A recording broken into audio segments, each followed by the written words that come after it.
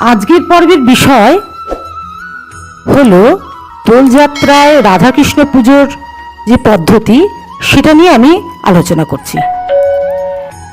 দোলযাত্রায় রাধাকৃষ্ণ পুজোর উপকরণ, রাধাকৃষ্ণকে দোলমঞ্চে দোলানোর জন্য দোলনা রাখতে হয়, সেখানে রাধাকৃষ্ণকে তুলে দোল দেওয়া হয়, সেটাকে বলা হয় হিন্দোল।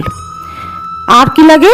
সাদা ফুল, মালা, তুলসী পাতা, মিষ্টি, ফল আর লাল হলুদ আবির, ধূপ, প্রদীপ ইত্যাদি আরতির জন্য।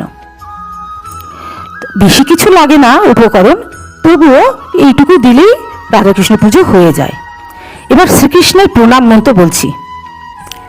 হে কৃষ্ণ করুণা সিন্ধু দীনবন্ধো জগৎপতে গোপেশ গোপিকাকান্ত রাধাকান্ত নমস্তুতে। এবার রাধারানীর প্রণাম মন্ত্র বলছি। নমো নবীনানাং হেম গৌরাঙ্গীং পূর্ণানন্দবতীং সতীং বিশ্বভানুসুতাং দেবীং বন্দে রাধাং জগৎপ্রসূম। আবার বলছি, নমো নবীনানাং হেম গৌরাঙ্গীং পূর্ণানন্দবতীং সতীং বিশ্বভানুসুতাং দেবীং বন্দে রাধাং জগৎপ্রসূম। এবার রাধারানীর প্রণাম মন্ত্রের পরে আমরা স্মরণ করব সখীদের। চন্দ্রাবলী, রতিমঞ্জরী, শ্যামলা, শশীকলা, চিত্রা, ললিতা, বিশাখা, মদন সুন্দরী, অঙ্গদেবী, সুদেবী, চম্পকলতা, তুঙ্গবিদ্যা, শশীরেখা, হরিপ্রিয়া, পদ্মা, সব্যা, ভদ্রা, কোটি যোগিনীভ্যো নম, কোটি যোগিনীভ্যো নম। এদেরকে স্মরণ করে তবে আমরা নৈবেদ্য দেব, নিবেদন করব রাধাকৃষ্ণকে, এবং পানার্থ জল দেব, আবির দেব, পরপর দেব। নৈবেদ্যর কথা বলি এবারে।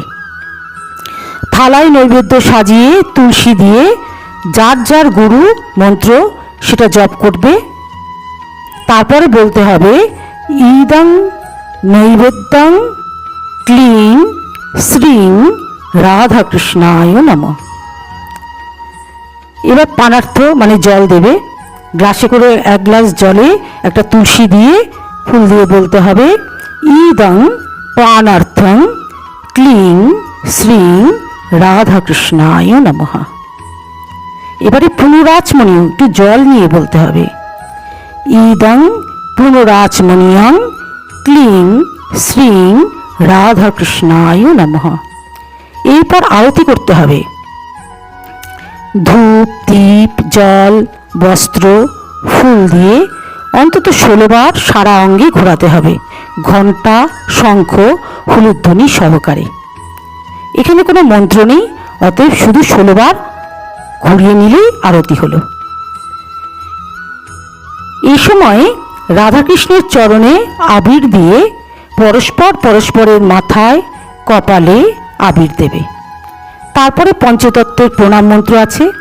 পঞ্চতত্ত্বের প্রণাম মন্ত্রে প্রথমেই হচ্ছে জয় গৌর গদাধর, জয় নিত্যানন্দ, জয় অদ্বৈত শ্রীবাস আদি গৌর ভক্তবৃন্দ, বাঞ্ছা কল্পতরুভ্যশ্চ কৃপা সিন্ধুভ্য এব চ পতিতানাং পাবনেভ্যো বৈষ্ণবেভ্যো নমো নমঃ। এবার যথাসাধ্য হরিনাম সংকীর্তন করতে হবে। এই হচ্ছে পূজার পদ্ধতি।